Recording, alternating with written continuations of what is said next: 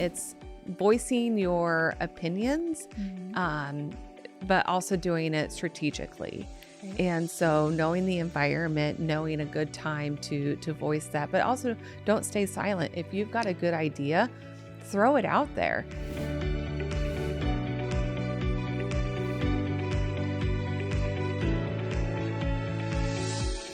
Well, hello everyone, and welcome to a special series called At the Core with Danielle J. Martin, sponsored by TK Business Magazine. Now, in this series, I will be having inspirational conversations with local leaders across Kansas. Now, why is this a special series? Well, first of all, I have the opportunity to sit down with very impactful leaders across Kansas, and we're going to be sharing their leadership journey. Not only that, but we will also be diving into the challenges that they faced, and also you'll learn who they are at the core. So I'm super excited to introduce to you our first guest of this new series. We're going to be diving into the leadership lens of Jennifer Sourk, who is the General Counsel of Midwest Health. Jennifer, welcome to the episode. How are you? I'm great. Thank you. Okay, first of all, we have to open up with the amount of boards that you serve on. First of all, let me just tell you that you're a boss, okay? Well, that's crazy, but You are, because currently you serve, not only do you work with Midwest Health, you also serve on seven different boards. Honey, what is going on? How can you do it all? Let's start with that. Because I'm slightly crazy. But no, it's, you always do things, and I line everything I do up with what I'm passionate about. So Topeka and the city of Topeka and the people of Topeka, if I can help in any way and deliver, any type of special skill, any type of leadership, strategic vision, whatever it might be, I am happy to help and assist, and passionate about that in my role as a community member, not just an employee of a corporation here in town. I love that. Now, give me a little bit of the rundown. For those who may not know, tell us what boards you serve on, and also kind of tell me, why did you decide to serve on so many different boards? Like, you could do many things with your time, but you decide to spend your time in the community, which is awesome. Yeah, a number of the boards for different reasons, right? So the current board in which I've served the longest is the Washburn Board of Regents. I've served as the chair. I have served as certain project chairs as well, such as when we redid Dr. Farley's house for the Child Care Aware Project. I was chair of that process, and it was a lot of fun and a whole different wheelhouse of things I've never been exposed to, and a great project. But overall, I've been on that board for 13 years now, and am passionate, particularly on the Washburn Board of Regents, because of what Washburn's delivered to me. Yeah. A lot of what I have in life is because of that university and my choice to come to Washburn, moving from Wichita. And so I want to give back everything I can to the university. Number of the other boards as well. Currently chair of Downtown Topeka Inc. And particularly interested in the economic development. Part of my career, my daily job is working on economic development projects, and projects like Wheatfield Village. I played an integral role in that project and getting it developed. So I have interest, expertise, and passion to make sure downtown is as vibrant as it can be as well, and help in any way that I can. So a lot of the service that I give in the community has a different piece of my puzzle, and that fulfills me. So currently I'm the incoming chair of Topeka Community Foundation. Passionate about the Community Foundation, both with its history with the Junior League and being formed by the Junior League, but also the impact investing projects that are going on in our community. They were looking for and have been successful so far in several impact investing, using dollars that are donated and funded through the Community Foundation to fund local projects, local small businesses, and be able to make that impact in areas of our community that need impact. So Patterson Daycare is a project we just funded.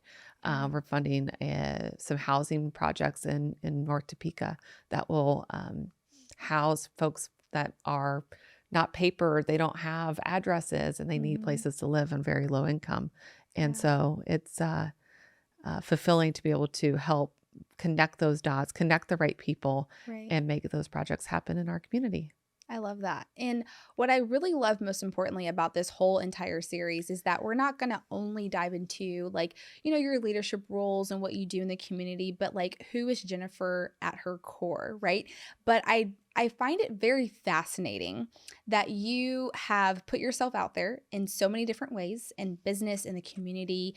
And I know your impact is impacting so many different communities across Kansas. And so I thank you for that, for putting yourself out there, because it's not easy to step up and say, hey, I'm going to take lead. I'm going to be a part of this board. It's a lot of commitment, right?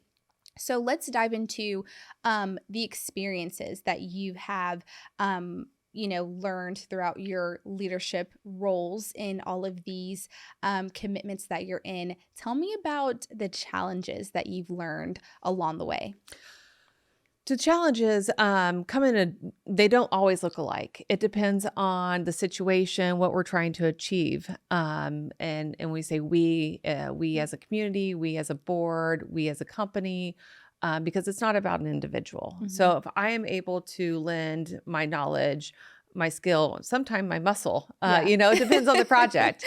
Yeah, that's true. Then that's making and moving something forward. Yeah. And so each challenge is different. And that's actually what I enjoy about a lot of different, almost everything I do is a new puzzle piece. And if I can think about it and be able to turn that key just a little bit further to help put that all together and make it happen, that's actually fun to me. The challenges I don't see as barriers, but I see as an objective to overcome, and putting that together is what I enjoy. Ooh, that's so good. Okay, so this leads me to this question of, and you mentioned it earlier when we talked about this before, your why, right? Mm-hmm. Because we all have choices to make. We all decide that I want to be a part of this board or that board, but you said, I have all the time in the world to do all these different things. You didn't say I'm just going to be a part of this specific, leadership role and be a part of my work and be a mom and go home and be okay, right? Tell me more about that why. What paved the way for you to say, you know what, I can do all these things? Yeah. So my why is me. And it's not in a selfish way. It is what is satisfying to me, what fulfills me, what makes me go. Yes. And I never wake up in the morning and say, today. Now on occasion, don't get me wrong. There are things that I'm like, I got to do this today. Or maybe I'm not feeling my prettiest or my most confident. And sometimes I think I'm more productive in leggings and sweatshirts. And so, which is so comfortable, by the way. I prefer to be in sweatpants. Is it just me? It depends on the day, right? That's true. It depends on what I'm trying to do and what my goals are. And sometimes if I am having to do like a writing project or sit with lots of paper. As a lawyer, we're dealing with lots of paper. Yes. Leggings and sweatshirts are the way to go. Here we go. We're doing that.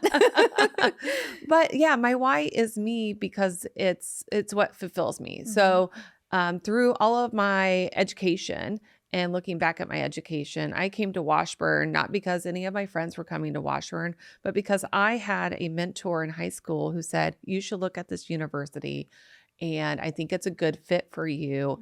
And it really was. And so through that experience, I was able to gain more confidence in my intelligence, but also just who I am because I didn't grow up in a professional household.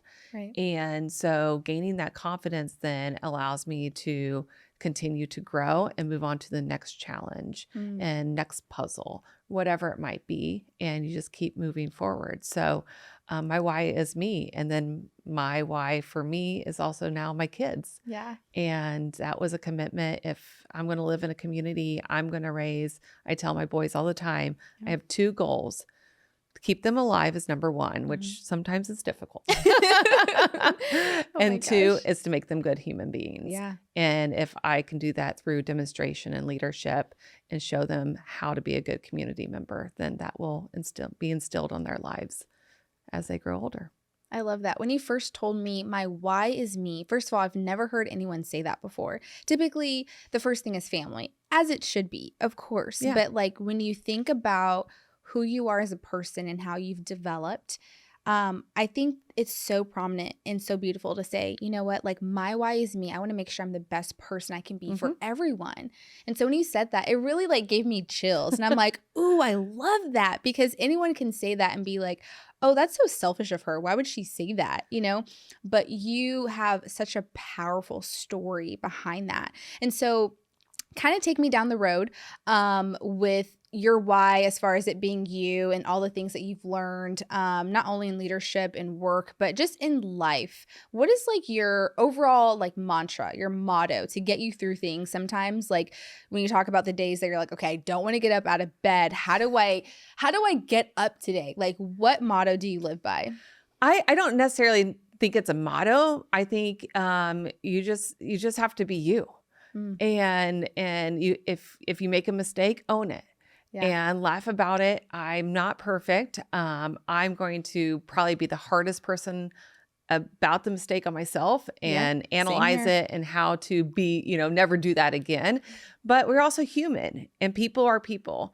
And if you can admit that and be honest about it, it's really hard to do that. And it's come with a lot of mistakes, but it's also allowed me to gain confidence Mm. that sometimes I may screw up how I say a sentence, like I might today.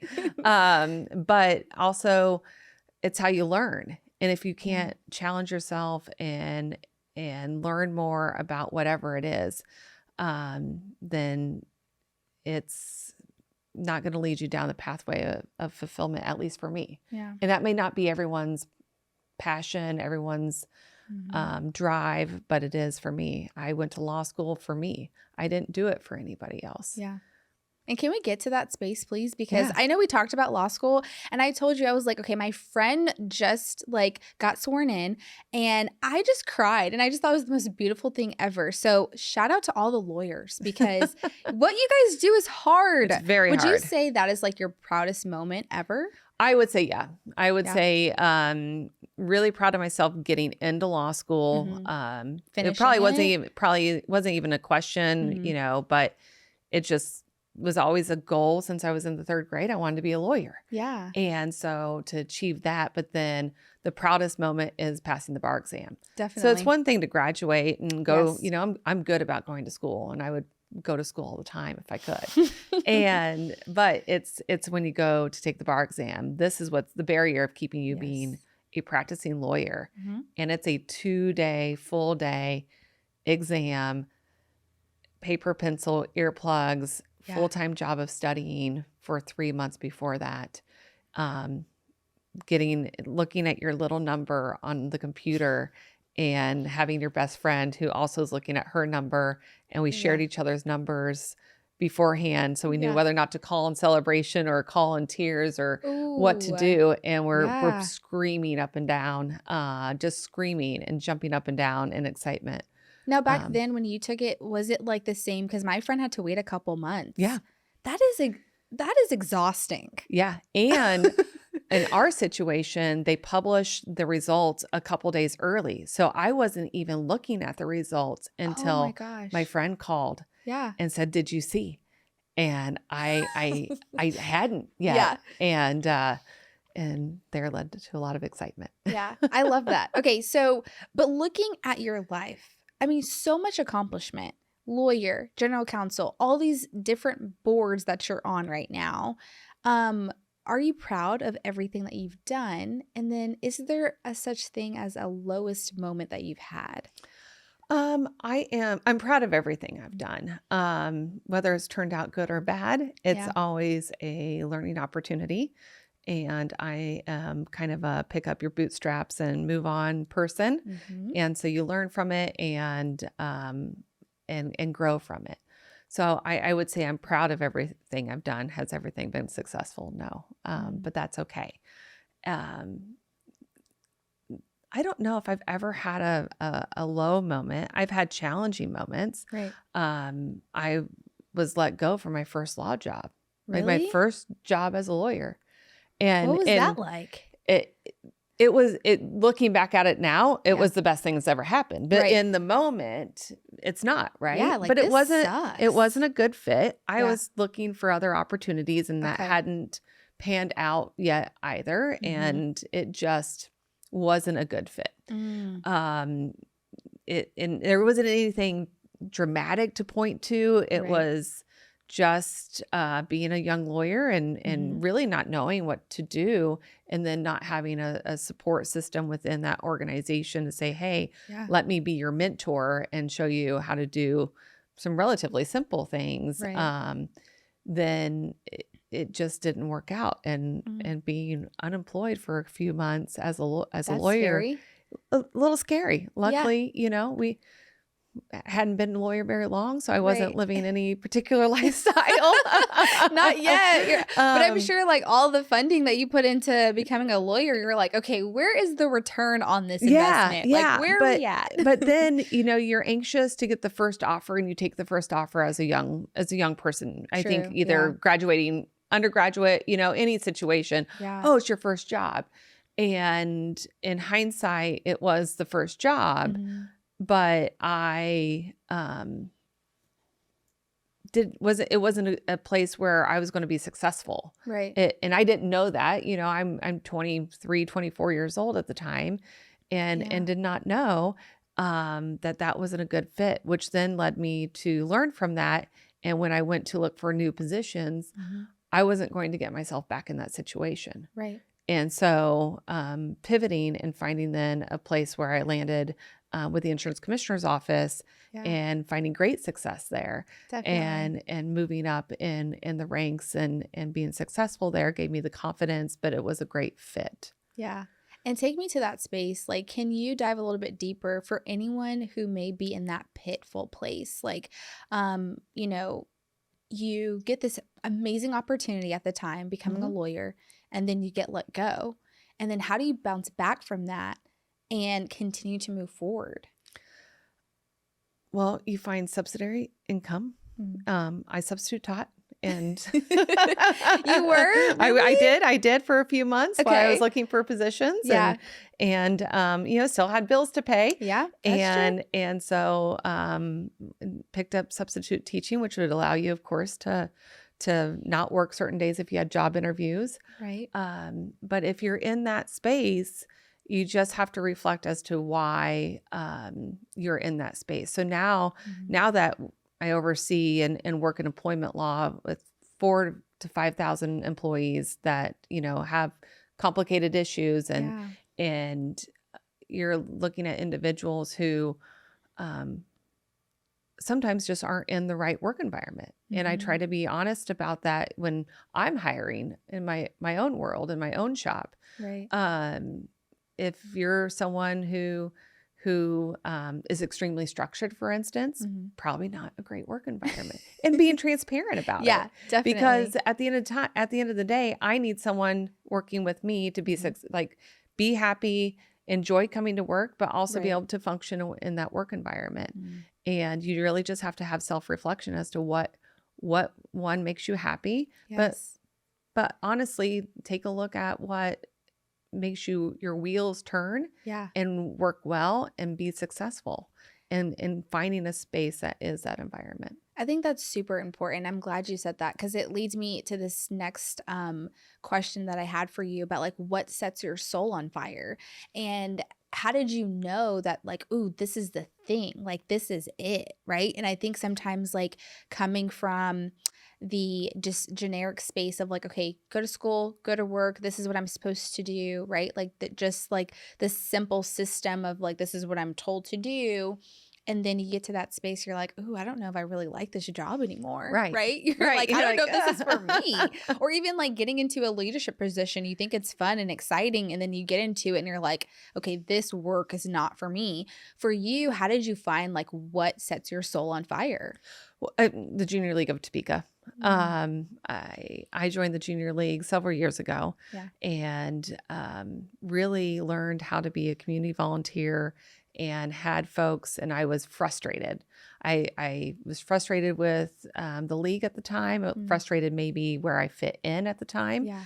and talked to some other ladies within the junior league. And instead of just resigning and going riding off in the sunset, they said, "Hey, how about you join the board and become the treasurer, and then you'll have more impact and be able to express what would help make us more successful." Yeah. And that pathway opened a lot of my doors of why I'm a community volunteer. But I think really put a light on the pathway of don't sit back or just quit. Instead, be impactful and be a leader and trying to make those changes. And sometimes it's not dramatic changes, right? That Right. in that situation, it wasn't dramatic or traumatic. It was, I want to be a member of something that's going to train me to be a great community volunteer Right. with like-minded women. Mhm. And I didn't feel that was happening. So how was I able to bring that together? And that's when they said you should be on the board. It's interesting how that works out, Yeah, right? You're yeah. like, okay, I didn't ask for this, but now I'm getting led to this space. That's Mhm. super beautiful. And we're going to dive into more of Jennifer's lifestyle and background when we take a quick break. We'll be right back. Hey there, thanks for tuning into this month's episode. I have a quick question for you. Are you ready to dive into the vibrant world of business in Topeka? Well, look no further than TK Business Magazine. This is where you'll discover the stories of passionate entrepreneurs, innovative leaders, and the real journey behind success. TK Business Magazine is where inspiration meets reality. You can grab a copy today by heading to www.tkmagazine.com. We're coming back into At the Core with Danielle J. Martin, sponsored by TK Business Magazine. We're here with Jennifer Sourk, who is telling me so many different things. I love everything that we're diving into. I feel like we've talked about so much in like such a short period of time. I feel like I can talk to you forever. Unfortunately, I do want to ask you very specific questions that I would love many people to learn from, like just the insights that you have, right? Because I feel like you are a woman of gold, just so much inspiration, so much insights that we can learn from, right? Coming from a leadership perspective, anyone that's trying to get into a leadership position, what advice do you have for them to get involved, to hopefully kind of move up to like a board rank? My advice in my pathway, and I don't feel comfortable advising anyone of things I don't know about, right? I am not a person that stands out in the crowd and says, "Hey, I'm the best. You need to put me on the board." So Yeah.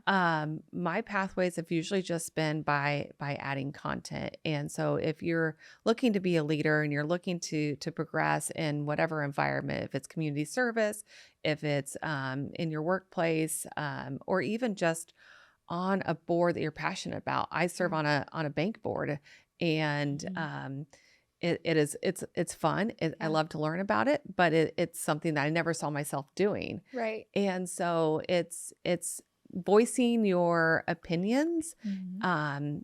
but also doing it strategically.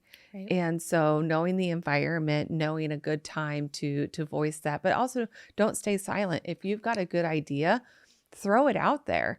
And your job may be a certain job description, but push yourself and also push your coworkers and say, "Hey, I have an idea about this," which may be outside your job description, but throw it out there. And that will allow you to be seen and be visible, Yeah. and share with others that you have good ideas Mhm. and deserve to have a voice in that room. Yeah. And what advice do you have for maybe like specifically women kind of like stepping up more into that leadership role? I feel like it's so important to have more of us at the table. Just like what are your insights on that? So I think as a female leader, right, I am often in boardrooms that I may be one of few women in the boardroom, and you have to be again strategic about comments, but also be willing to share, because it can be intimidating. Yeah. And it's not just also being a woman in that boardroom, but often I'm the youngest in the board. Wow. So even my Same. Washburn Board of Regents experience, there was a time period in which I was probably 15, 20 years younger than anyone else on the board. Mm. The bank board that I serve on, I am 15, 20 years younger than anyone else on that board. Yeah. And so pushing and sharing my experiences, my knowledge, because it needs to reflect what you believe and also be able to expand to a different marketplace, for instance. Yeah. And so being able to share your experiences, just like, podcasts is not my generation. It's But you're doing great. it's the younger generation, but being able Yeah. to then expose others to different communication styles. It's really important to be able to just confidently have that voice, and you have to have confidence to do it. So, Okay, my next follow-up question is, how did you get to that space to do that? Because I love how transparent that you're being about that space of, having to know how to be confident, coming with the communication skills to know how to be in the room. Transparently, I'm always the youngest person in the room, but I'm used to it because I'm the youngest of 6, right? So I'm just like, I naturally attract to older people. It's weird. I don't know. Same here. It's just naturally I'm attracted to them. And so how did you get to that space of confidence to say, hey, my voice matters? It's really just been through my volunteer work and being seen, but not purposely seen. I like to share my story on how I connected with the mayor that appointed me to the Washburn Board of Regents. Yeah. A lot of positions, the leader of the organization has a list of folks that they would suggest for the board. Mm. And during that time period, Mayor Button was our mayor. And unbeknownst to me, even though everyone knows, and I always have waved the Washburn flag, proud. It's a huge, important part of my life and my story. And I was friends with Joanne Button, but to be honest, I didn't really know she was the mayor's wife.